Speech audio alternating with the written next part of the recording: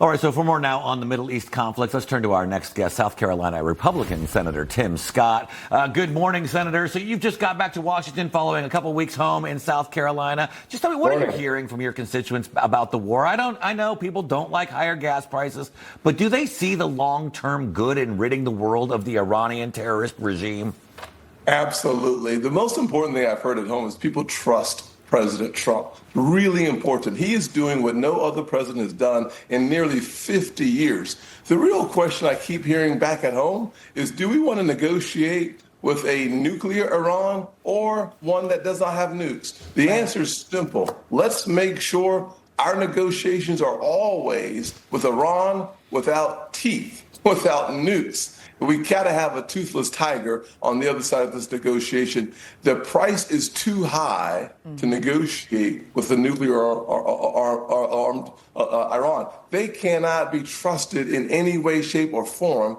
Bottom line is simply this: trust President Trump to get it done. Trust him to get it done quickly. And frankly, always know you can't make a good deal with a bad actor. We learned that under President Obama when he trusted Iran. Yeah, great point. And the U.S. now, as you know, enforcing that blockade of all Iranian ports near the Strait of Hormuz. And U.S. officials say that oil prices, they could remain high for a while. The president even saying that those prices at the pump could stay high until the November midterm. So what would you say right now to Americans that might think taking out Iran's nuclear threat isn't worth the pain at the pump anymore? Well, it certainly is in our long-term best interest to never negotiate with a nuclear Iran, number one. Second thing I would say is gas prices are actually lower than they were under President Biden. So even with a conflict in Iran going on, gas prices are today lower than they were under President Biden because he drove inflation to 9%. Number three, I would say trust President Trump to bring the gas prices down as quickly as possible while keeping Americans safe here at home and abroad. The good news is I believe that ultimately I would actually over deliver and under promise, because what we don't want is false evidence appearing real, i.e. that somehow we're going to bring gas prices down tomorrow. That leads to real fluctuation and volatility in the market. But what I can tell you is they are coming back down. I believe sooner than the November election. I frankly believe that by the time we're in midsummer, the prices will have come back down. President Trump has always delivered. He'll deliver again. And I'm excited about seeing that happen. Yeah.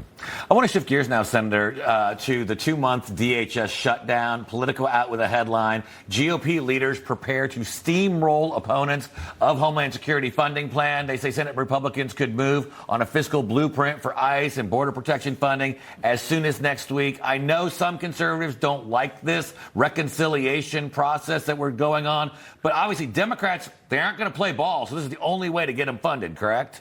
Yeah, well, I mean, you hit the nail on the head. One thing we should always remember is why we are in this predicament in the first place. Is because those Democrats who swore an oath to protect and defend the United States of America, they have failed to show up for work. They have voted no, they have voted no, and they have voted no. And now we will use the budget tool to make sure that we ensure that Americans here at home and abroad are safe. The only way to do that is to get this job done. The Department of Homeland Security should not be a piñata being hit over and over and over by Democrats for political purposes. Our job is too important. The American people deserve to be safe here at home, and the only way to get that done is to use the budget tool that doesn't require a single Democrat vote. They all voted. They've all said clearly that their personal and political interest is more important than the safety and security of American families here at home. It's unconscionable. Before you go, Senator, I do want to talk about the midterms and how tax season is playing a possible role. I know you're chairman of the Senate Banking Committee, and many Americans are celebrating right now much higher returns this year thanks to President Trump's One Big Beautiful Bill. Once everyone else gets their tax returns after tomorrow's deadline, do you see it boosting Republicans' odds in November?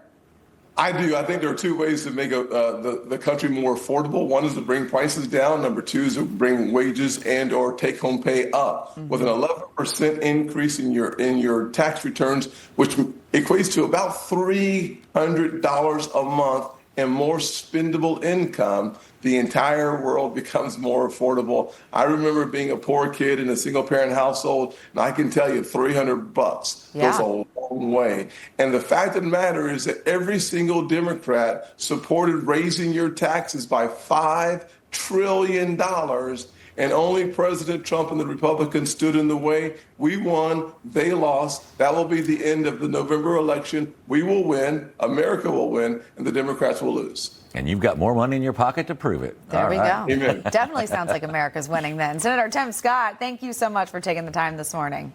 Thank y'all. God bless. Good to see you.